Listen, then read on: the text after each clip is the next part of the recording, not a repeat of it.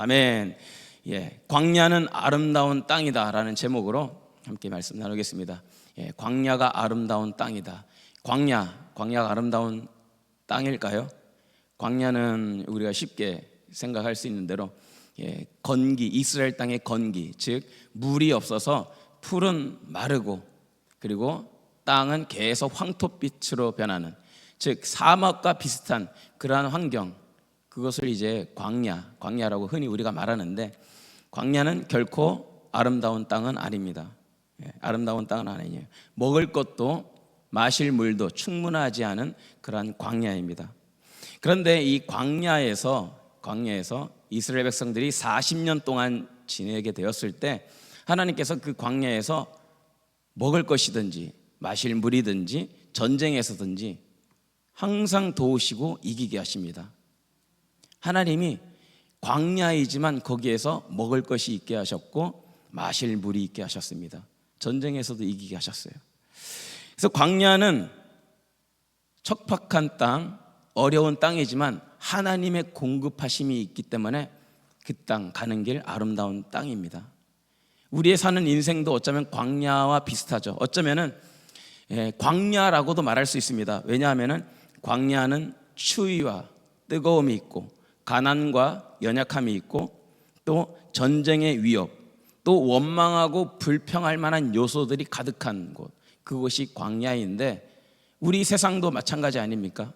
추위와 뜨거움, 가난, 연약함, 전쟁의 위협, 불평의 요소들 많이 있지만 이 광야의 삶, 나의 삶이 하나님께서 도와주시기 때문에 아름다운 삶, 아름다운 땅인 줄로 믿습니다. 그래서 우리는 환경을 보고 살아가는 것이 아니라 주님이 나와 함께 계시기 때문에 그곳에서 아름다운 삶, 아름다운 하나님의 역사를 보게 되는 것입니다. 이스라엘 백성들이 이렇게 애굽에서 나오게 되어서 광야를 이제 나아가게 되는데 홍해 바다를 건너면서 이제 첫 번째 기적을 경험하게 됩니다. 그 기적은 뭐냐면은 마라의 쓴물을 단물로 바꾸시는 하나님의 역사를 보게 돼요. 이스라엘 백성들이 광야로 들어가게 되는데 마실 물이 없는 것입니다. 애굽에서 나온 백성들이 그냥 뭐 한두 명도 아니고 몇십 명도 아니고 60만 명이 나왔습니다. 이것을 여자와 어린아이까지 계수하면 200만 명 정도라고도 이렇게 추산하는데 200만 명이 먹을 물 찾는다, 이거 결코 쉽지 않은 것입니다. 근데 물을 만나기는 만났어요. 근데 마라에서 만난 물은 쓴 물이었습니다. 먹지 못할 물이었습니다. 근데 하나님께서 그 물을 마실 수 있는 단물로 바꾸셨어요. 하나님이 이렇게 하셨어요. 또한 이스라엘 백성이 광야에서 40년을 지내는 동안 하나님은 날마다 먹을 것을 공급해 주셨습니다. 모자람이 없게 하셨습니다. 부족함이 없게 하셨습니다. 그리고 또 나아가는데 아말렉이라는 적군도 만나게 되었습니다. 아말렉 족속은 이스라엘 백성들이 광야를 쉽게 지나가도록 허락하지 않고 전쟁을 일으켰습니다. 이스라엘 백성들은 싸움을 할 줄 몰랐습니다. 어려운 지경에 처하게 되었습니다. 그런데 이 상황에서도 하나님은 계속적으로 기적을 행하십니다. 아말렉과 싸워 이기게 하십니다. 근데 그 싸워 이기는 방법이 참으로 세상적인 방법이 아니라 너무나 신기한 방법입니다. 모세가 이렇게 말하죠. 여호수아에게 너는 저 전장에 나가서 싸워라, 나는 저 산 위에 올라가서 기도하겠다라고 말합니다. 그러면서 이제 산꼭대기에 모세와 함께 아론과 훌이 올라갑니다. 근데 전쟁에서 이기고 지는 것을 보니까 모세가 손을 들면 누가 이겨요? 이스라엘 백성들이 이깁니다. 손을 내리면 누가 이겨요? 아말렉이 이기는 거예요. 이것을 아론과 훌이 옆에서 보고 모세의 손이 내려오지 않도록, 그때 당시 모세의 나이가 몇 세인지 아십니까? 여러분보다 더 많은 것 같기도 합니다. 다 젊으신 것 같은데 80세 이상이었습니다. 할아버지가 손을 드는데 기력이 없으니까 내려오는 거예요. 아론과 훌이 돌을 가져다가 모세를 앉게 하고 양옆에서 팔을 잡아서 손을, 해가 질 때까지 손을 들고 있으니 결국에는 이스라엘 백성들이 이기게 되는 거예요. 전쟁에 나갔을 때 이스라엘 백성들에게 무기가 있어서 이긴 것도 아니고 그들에게 강하고 용맹스러운 마음이 있어서도 아니고 다른 어떤 요소가 없었습니다. 하나님을 의지하니까 이기게 되었습니다. 하나님을 의지하니까 마실 물이 있고, 하나님을 의지하니까 먹을 것을 주시고, 하나님을 의지하니까 전쟁에서도 이기게 하였습니다. 이와 비슷한 이야기가 사사기 7장에서 나오는데, 미디안 군대가 이스라엘 백성들을 쳐들어온 거예요. 미디안 군대가 몇 명이 쳐들어왔냐 하면은 보병이 12만이고 또 15,000명의 추가 군사가 있어서 13만 5천 명이 쳐들어왔습니다.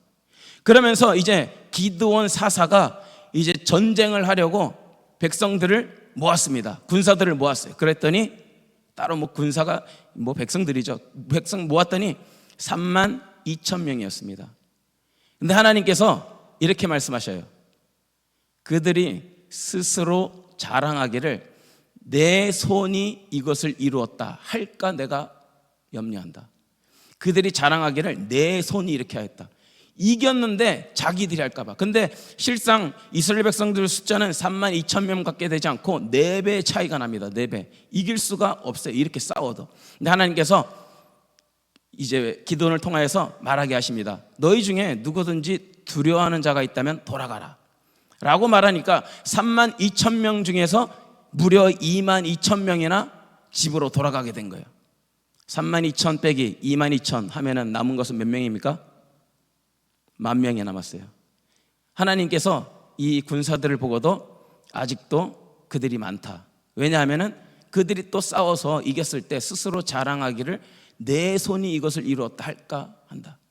그러면서 내려가서 물가에 나가서 물을 마시게 합니다. 그랬더니 물을 마시는 모습이 두 종류로 나오는 거예요. 한 종류는 무릎을 꿇고 물을 마시고, 또 한 종류는 손으로 움켜서 핥듯이 물을 마시는 것입니다. 손으로 물을 움켜서 마시는 그 300명 그들만 남고 나머지는 다 돌아가게 하십니다.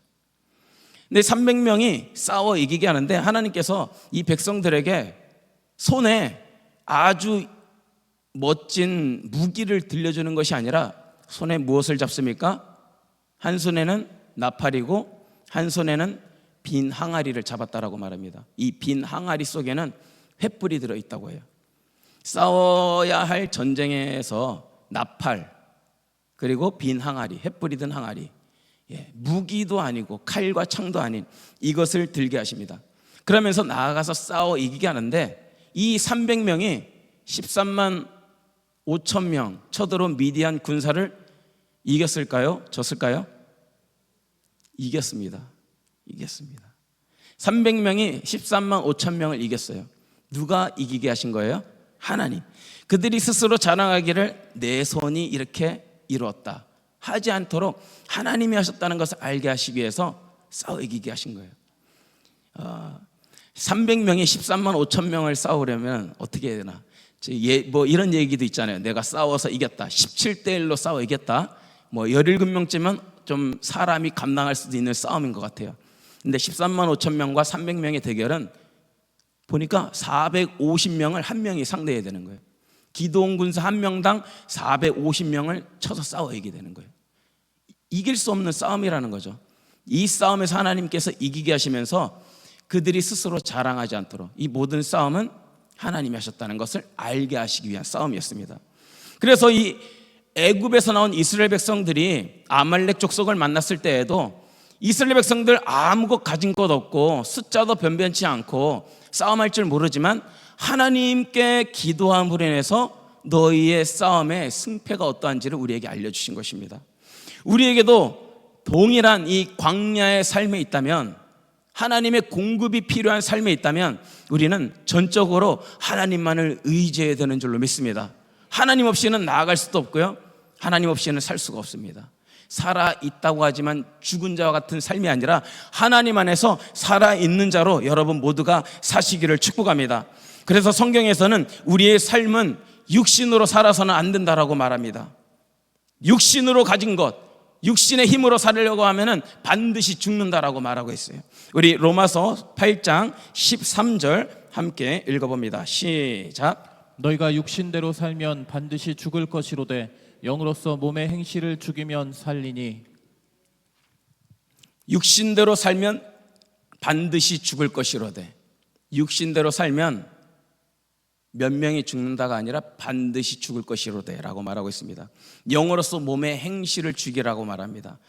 옛 물질적 육신의 삶, 그러한 습성, 가치관, 이런 모든 것을 다 죽이고 오직 영으로 살아라. 하나님과 교통하는 영으로 살 것을 우리에게 말해주고 있습니다. 비슷하게도 갈라디아서 6장 8절에서도 말합니다. 함께 선포합니다. 우리 시작. 자기의 육체를 위하여 심는 자는 육체로부터 썩어질 것을 거두고 성령을 위하여 심는 자는 성령으로부터 영생을 거두리라. 이 자리에 계신 여러분 모두가 성령으로 사시는 여러분 되길 축복합니다. 육체로 살면 썩을 것만 거둔다고 말하고 있어요. 여러분 스스로 자랑하기를 내 육체가 내 육신이 할 수 있다, 이루었다라고 말하지 아니하고 오직 성령으로 살아가시기를 축복합니다. 육체를 위하여 심는 자는 썩어질 것을 거둔다라는 거예요. 육체를 의지하거나 손에 가진 것을 바라보거나 내 부모를 바라보거나 내 환경을 바라보거나 내 출신을 바라보는 자는 반드시 썩을 것을 거두게 된다는 것입니다. 거두게 되는데 전부 다 썩을 것이라는 거죠. 결국에는 썩어질 것을 거두는 일에 힘쓰지 말라는 것입니다. 결국에는 썩어질 것이 확실한데 너 육신대로 살지 말라는 것입니다. 그래서 우리는 이 결과 앞에서 성령으로 살아가며 내가 먹을 수 없는 환경에서도 나를 먹이시는 하나님, 이길 수 없는 환경에서도 이기게 하여 주시는 그 하나님으로 인하여서 영으로 살아가는 그러한 자로 살아야 되는 줄로 믿습니다. 그래서 우리의 삶의 진정한 행복은 어디에 있느냐? 내 육신적인 것에 있지 않습니다. 내 육체적인 것에 있지 아니하고 오직 하나님께 있습니다. 여러분의 행복, 우리의 행복은 하나님께 있습니다. 하나님만이 오늘 하루도 나를 복되게 하게 하시며 나를 오늘도 아름답게 살아가게 하십니다. 그래서 8장, 오늘 본문 8장 1절에서는 나를 살게 한다, 번성하게 한다, 차지하게 한다라고 말하고 있어요. 우리 한번 읽어봅니다. 시작. 내가 오늘 명하는 모든 명령을 너희는 지켜 행하라. 그리하면 너희가 살고 번성하고 여호와께서 너희의 조상들에게 맹세하신 땅에 들어가서 그것을 차지하리라. 예, 그리하면 너희가 살고 번성하고 또 땅을 차지하게 하신다라고 말하고 있어요. 살고 번성하고 차지하게 한다. 산다라는 것은 광야, 앞서 말씀드렸듯이 광야는 절대적으로 살기에 불리한 조건입니다. 그런데 살게 하시는 거예요. 거기에서 부족하지 않게 하시는 거예요. 번성하게 하신다. 그 이스라엘 민족들이 살아가면서 계속 숫자가 줄어드는 것이 아닙니다. 많이 줄어든 때도 있었습니다. 가데스 바네에서 정탐을 마치고 왔는데 10명이 악평하면서 차지할 수 없다, 들어갈 수 없다, 가나안 땅을 향해서 그렇게 말합니다. 이때 이 원망했던 20세 이상으로 원망했던 그 모든 자들을 하나님이 다 치셨다라고 말하고 있습니다. 다 치셨는데 20세 이상으로 살아남은 사람이 여호수아, 갈렙밖에 없었어요. 다 원망하고 다 쳐죽임 당했습니다. 그럼에도 나중에 광야 생활을 40년 다 마치고 가나안 땅 들어갈 때 그들의 인구를 또 계수해 보니까 나왔던 그 인구만큼 거의 비슷하게 60만 명 비슷한 거예요. 그 인구가 계속 줄어들지도 않게 하시고 또 그 삶이 번성하게 하셨습니다. 살게 하시고 번성하게 하시고 또 약속하신 땅을 차지하게 하셨다. 그 약속하여 주신 땅, 가나안 땅, 그 땅을 차지하게 하셨다는 것입니다. 즉 이처럼 하나님은 하나님의 말씀을 지켜 행하는 이 백성들에게 살게 하시고 번성하게 하시고 차지하게 하신다라는 것입니다. 하나님만이 우리의 도움이시다라는 것, 오늘도 우리를 이렇게 만들어 가신다는 것을 이 말씀에서 우리에게 보여주고 있는 것입니다. 그래서 광야에 있다는 것은 분명 좋은 환경은 아닙니다. 분명 풍족한 것은 아닙니다. 광야에서는 뱀과 전갈이 있으며 입을 것과 먹을 것이 제때 공급되기가 쉽지 않은 그러한 상황입니다. 전쟁의 위험이 언제든지 도사리고 있습니다. 광야는 분명 좋지 않은 환경입니다. 그런데 이 광야에서 하나님이 이스라엘 백성들과 함께 하셨습니다. 그래서 광야는 위험한 곳이지만 평안이 있는 땅이요, 승리가 있는 땅이요, 풍성한 땅이었습니다. 하나님 때문이었습니다. 하나님 덕분에 우리의 삶이 광야라고 말씀드렸습니다. 내 삶이 비록 광야의 삶이라 할지라도 하나님께서는 나에게 때를 따라 좋은 것을 공급하여 주시고 도와주시기 때문에 우리는 이 광야의 삶에서도 동일하게 아름다운 삶을 보게 될 줄로 믿습니다. 하나님이 함께 하시기 때문입니다. 하나님은 하늘의 보고를 여셔서 때를 따라 돕는 비를 내리시는 분이시다라고 말합니다. 공급자 되시며 위로자 되시며 가장 완벽한 도움과 격려를 베푸시는 분이시다라고 말합니다. 하나님은 친히 군사 대장이 되셔서 싸우신다라고 말합니다. 그래서 우리는 이 세상에서 하나님으로 인하여서 아름다운 삶을 누리게 되는 것이에요. 그래서 우리는 이 광야의 삶을 살아가면서 잘 싸워야 됩니다. 어떻게 싸워야 되느냐? 이스라엘 백성들을 도우신 하나님, 그 하나님이 오늘도 나와 함께 계심을 믿음으로 싸우는, 믿음을 취하는 이 싸움을 잘 싸우시기를 축복합니다. 하나님께서 그들에게 승리를 주셨듯이 오늘도 우리에게 승리를 주신다라고 약속하셨습니다. 여러분에게도 동일하게 광야에서 이스라엘 백성들이 승리했던 것처럼 승리하게 하신다라고 약속하셔요. 우리 고린도전서 15장 57절 함께 읽어봅니다. 시작. 우리 주 예수 그리스도로 말미암아 우리에게 승리를 주시는 하나님께 감사하노니. 아멘. 한번 따라해 볼까요? 우리에게 승리를 주시는 하나님께 감사하노니. 하나님께 감사하노니. 예, 우리에게 승리를 주신다라고 약속하셨습니다. 누구로 말미암아? 주 예수 그리스도로 말미암아.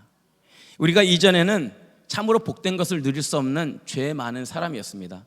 죄로 인하여서 참으로 연약하며 죄로 인하여서 하나님께서 돕는 배필이라고 하와를 아담에게 만들어 주셨는데 아담이 좋았지만 죄를 범하니까 하와가 나쁜 여자가 된 거예요. 저 여자 때문에 내가 사과를 먹었다는 거예요. 사과가 아니라 선악을 알게 하는 열매죠. 그걸 먹었다는 거예요. 죄가 들어오니까 하나님 앞에서도 숨어지게 되는 것입니다. 죄가 들어오니까 내 이 하나님 보시기에 좋았더라라는 것이 모든 것이 아담과 하와의 그 모든 형상이 다 망가졌습니다. 이 죄가 아담과 하와에게만 영향을 미치는 것이 아니라 아담과 하와의 죄 때문에 이 세상에 죄가 들어왔다. 즉 마귀가 마음껏 활개치고 공중의 권세를 잡을 수 있는 빌미를 만들어 놓게 되었습니다. 이 죄의 영향력이 이 세대뿐만이 아니라 아담 다음 세대까지도 이어지게 하는, 그 환경에서 살아가게 하는 그러한 영향이 되었다라는 거예요. 그런데 이렇게 죄로 인해서 무너지고 죄로 인해서 영향력이 가득한 이 삶에서 우리 주 예수 그리스도로 말미암아 우리에게 승리를 주시는 하나님이시다라고 이 말씀에서 선포하고 있는 것입니다. 에베소서 말씀해 보면은 이 땅의 권세와 또한 이 땅의 통치와 권세와 능력과 주권이 다 예수님 발 아래에 있다라고 말하고 있습니다. 이 세상에 있는 모든 권세들, 이 세상에 있는 모든 권세가 예수님 발 아래에 있는데 또 이렇게 말해요. 이 세상에 있는 것뿐만이 아니라 지금뿐만이 아니라 앞으로 오는 세상에 일컫는 그 모든 만물, 그 모든 것 위에 가장 뛰어난 이름이 되게 하셨다. 지금도 예수님은 뛰어난 이름이 되게 하셨으며 앞으로 오는 세상에서도 뛰어난 이름은 예수님밖에 없다라고 에베소서에서 말씀하고 있어요. 그 이름 위에 모든 만물을 발 아래 엎드리게 하셨다라고 말하고 있습니다. 그리고 또 만물 위에 교회의 머리로 세우셨다라고 말하고 있습니다. 우리는 이 세상에서 오직 예수 그리스도로 말미암아 죄에서 자유함을 얻으며 그 모든 이름 위에 뛰어나신 그 이름 안에서 참으로 복된 삶을 누리게 된 줄로 믿습니다. 우리가 이렇게 죄로 인해서 연약함으로 모든 무너진 것을 예수님이 다시 찾게 하신 것이죠. 그래서 내 삶이 지금 광야라 할지라도 예수 그리스도로 인해서 회복하게 하여 주신, 나를 이것을 잃어버린 생명, 잃어버린 것 다시 찾게 해주신 그 은혜, 그 역사 안에 우리가 살아가고 있다는 것입니다. 그래서 우리는 오늘도 그 살아계신 하나님을 기억하면서 살아야 될 줄로 믿습니다. 그래서 이 하나님이 이렇게 이스라엘 백성들에게 놀랍게 광야에서 역사하신 것처럼 우리에게도 이 광야의 삶에 있는 나도 붙드시고 아름다운 땅, 아름다운 삶을 살아가게 하신다라는 것입니다. 그러면서 이어서 하는 것이 8장 2절에 너 하나님, 그 하나님을 꼭 기억해라 라고 말하고 있어요. 우리 2절 한번 읽어봅니다. 시작. 내 하나님 여호와께서 이 40년 동안에 내게 광야길을 걷게 하신 것을 기억하라. 예, 앞부분만 읽었습니다. 너 40년 동안에 하나님이 너 광야길을 걷게 하신 것을 기억하라. 이 말은 뭐냐면은, 야, 40년 동안 너 원망했을 때 하나님 너 원망하고 불평한 것 때문에 40년 동안 너 광야길을 걷게 하신 거야. 이 의미가 아닙니다. 이 원 의미는 뭐냐면은, 하나님께서 너를 광야길을 걷게 하신 것을 기억하라. 그 광야길, 건조한 땅, 메마른 땅 걷게 했을 때 너 어떻게 그 40년 동안 살았느냐? 하나님이 너를 인도하신 것이 아니냐. 하나님이 너를 인도했다는 의미가 이 구절에 있습니다. 하나님이 너 40년 동안 너 광야길을 걷게 하신 거, 광야길을 인도하신 건 너 기억해야 돼. 하나님이 너를 도우신 것을 너 잊지 말아야 돼. 이것을 말씀하고 계신 거예요. 이스라엘 성지 순례를 다녀오신 분은 아시겠지만 그 낮의 광야는 상당히 뜨겁습니다. 그늘도 거의 없습니다. 큰 나무가 없어요. 그래서 먹을 것도 쉽게 발견할 수 없습니다. 근데 여기에서 1절에서 말한 것처럼 너가 광야에서 살게 한 거, 너가 거기에서 번성하게 한 거, 또한 땅을 차지하게 한 거, 너 하나님이 하신 거, 하나님이 이렇게 인도하신 거 너 반드시 기억해야 된다는 것입니다. 하나님이 왜 이렇게 원망하고 불평하고 광야에서 이렇게 또 죄도 계속 짓는 이스라엘 백성들, 왜 그 백성들에게 찾아오셔서 이렇게 도우시고 인도하시는가? 왜 그들에게 계속 날마다 이렇게 뜻하지 않은 그 놀라운 은혜를 베푸시는가? 그것은 하나님은 사랑밖에 모르시기 때문입니다. 하나님은 마음 근본에 자기의 자녀들이 멸망하는 것을 보지 못합니다. 그냥 죽임당하는 것을 보지 못해요. 그래서 요한복음에서도 이렇게 말합니다. 우리 3장 16절 한번 읽어봅니다. 3장 시작. 하나님이 세상을 이처럼 사랑하사 독생자를 주셨으니 이는 그를 믿는 자마다 멸망하지 않고 영생을 얻게 하려 하심이라. 네, 하나님께서 자기 아들을 보내시면서 보길 원하시는 것은 이 자녀들이 멸망하는 것 보길 원하시지 않는 거예요. 반드시 예수님을 믿음으로 생명 얻기를 원하시는 것, 하나님이 보길 원하십니다. 그래서 이 광야에 머무는 백성에게, 계속 불평하는 백성에게 찾아오시는 이유는 하나님께서 그 백성들을 사랑하시기 때문입니다. 사랑하셔서 그들에게 역사하시면서 너 이렇게 행하신 하나님을 잊지 마라고 말하고 있는 거예요.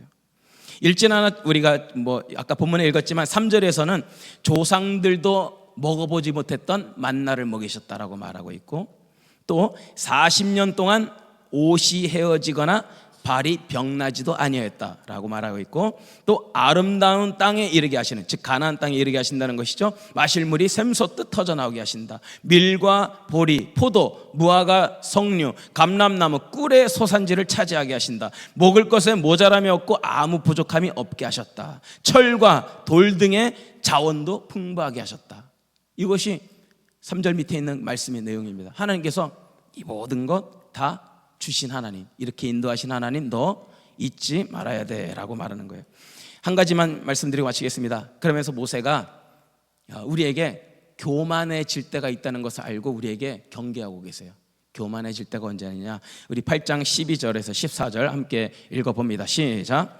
내가 먹어서 배부르고 아름다운 집을 짓고 거주하게 되며 또 내 소와 양이 번성하며 내 은금이 증식되며 내 소유가 다 풍부하게 될 때 내 마음이 교만하여 내 하나님 여호와를 잊어버릴까 염려하노라. 예, 먹어서 배부르고 아름다운 집을 짓고 배부르게 될 때 내 마음이 교만해질 때 잊어버릴까 하노라. 그래서 기억하라는 거예요.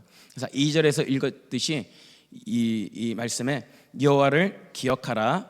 40년 동안에 내게 광야길을 걷게 하신 것을 기억하라. 그 다음에 이는 너를 낮추시며 라고 말하고 있어요. 너를 낮추시며. 광야길을 걷게 하신 것, 징계하면서 낮추신다라는 의미보다는 인도하신, 광야에서 40년 동안 이렇게 인도하신 것, 내가 살아온 것이 아니구나, 내가 이길 수 있어서 이긴 것이 아니구나, 하나님께서 나를 살게 하신 것이구나, 철저히 낮아지게 하시는 거예요. 그러면서 너가 배부르게 될 때에도 너 교만해지지 않도록 조심하라 라고 우리에게 말하고 있는 것이죠. 우리 블레싱 데이를 위해서 또 준비하고 있습니다.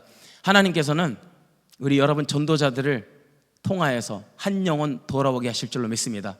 잃어버린 자녀 돌아오게 하실 줄로 믿습니다. 말씀해 보면은 잃어버린 100마리 양 중에서 한 마리를 잃어버렸는데, 잃어버린 양을 찾았을 때 그 기쁨이 아버지가 너무나 기뻐서 뭐 더 있는 것을, 이 양보다 더 많은 것을 베풀어서 잔치를 베푼다라고 말하고 있어요. 이처럼 하나님은 잃어버린 자가 돌아올 때 너무나 기뻐하신 하나님이시다라는 거예요. 여러분, 잃어버린 자녀 돌아오게 하기 위해서 여러분 힘으로 하지 마시고 더욱더 성령을 의지하면서 성령의 지혜와 능력으로 그분들에게 계속 기도하면서 나아가시길 바랍니다. 그래서 제가 이 서두에 광야는 아름다운 땅이다라고 말했습니다. 찬양에 이러한 가사가 있더라고요. 참 아름다워라 주님의 세계는 저 솔로몬의 옷보다 더 고운 백합화. 참 아름다워라 주님의 세계. 마태복음의 들의 백합화를 보면서 솔로몬의 모든 영광으로도, 솔로몬이 참으로 부귀영화를 누렸잖아요. 모든 영광으로도 입은 옷이 저 꽃 하나만 갖지 못하였다라고 말하고 있어요. 꽃, 길쌈도 수고도 하지 않는 이 꽃을 하나님이 돌보셨는데 이 꽃 하나와 솔로몬이 평생 입었던 영광스러운 옷과 비교할 수 없는 것이 이 꽃에 있다는 거예요. 하나님이 공급하시는 것에 이렇게 아름다움이 있고, 오늘 있다가 내일 불에 던져질지라도 오늘 입히신다라고 하시는 그 귀함이, 오늘까지도 돌보신 하나님의 귀함이 있다는 것입니다. 그래서 주님의 세계가 아름다운 것이 주님이 나를 이렇게 입히시고 먹이시는 이 세상, 복된 삶을 살아가고 있기 때문에 아름다운 삶인 줄로 믿습니다. 여러분이 광야와 같은, 즉 광야 이 삶을 살아가고 있을지라도 하나님의 도우심을 더욱더 의지하는 여러분 되시기를 축복합니다. 함께 기도하겠습니다. 하나님 감사드립니다. 하나님, 우리는 연약합니다. 그러하기 때문에 하나님을 더욱더 의지합니다. 하나님을 더욱더 찾습니다. 우리의 눈이 열려지게 하여 주시옵소서, 마음이 열려지게 하여 주시옵소서, 주님만을 간절히 사모하게 하여 주시옵소서, 스스로 자랑하기를 내 손이 이것을 이루었다 말하지 말게 하여 주시옵소서, 스스로 자랑하기를 내가 이제까지 이러한 영광을 보았다, 내가 이것을 누리도록 내가 힘썼다, 노력하였다 말하지 말게 하여 주시옵소서. 하나님이 하셨으며 하나님께서 내게 지혜를 주셨으며 하나님께서 나아가게 하신 것을 잊지 않고 기억하게 하여 주시옵소서. 배부를 때에도 주님을 기억하게 하여 주시고 가난할 때에도 주님을 기억하며 살게 하여 주시옵소서. 이 은혜가 있길 원합니다. 광야의 삶을 살아가고 있을지라도 나를 도우시는 하나님 아버지를 인해서 넉넉하고 참으로 기쁜 이 삶을 살아가도록 우리를 인도하여 주시옵소서. 감사드리며 예수님의 이름으로 기도합니다. 아멘.